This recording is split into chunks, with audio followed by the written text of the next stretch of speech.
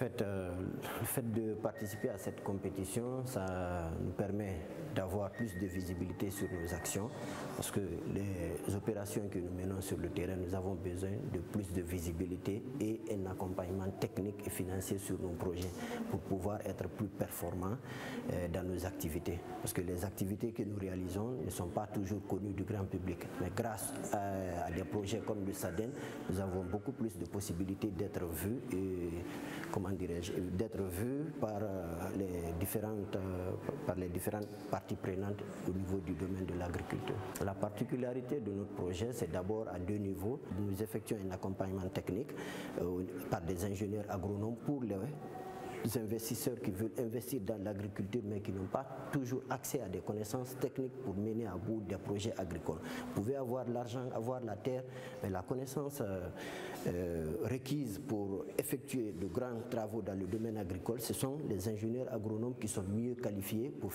donner un meilleur rendement. Ça, c'est d'abord le premier point que nous effectuons. Après cela, nous faisons aussi l'irrigation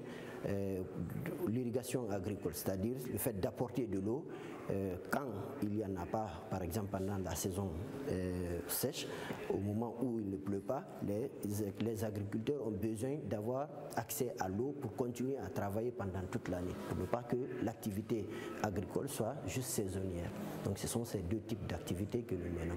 Bon, cet argent, comme il a été dit au préalable, d'abord à la formation pour mieux qualifier nos équipes et aussi à l'achat des matériels dont on a besoin pour effectuer les travaux à l'intérieur du pays. Parce qu'il va sans dire que les travaux s'effectuent à l'intérieur du pays et il faut se déplacer. Les ingénieurs agronomes ont besoin de se déplacer. Nous aussi, pour aller à l'intérieur faire l'irrigation, on a besoin de déplacer le matériel d'irrigation, on a besoin de déplacer le personnel.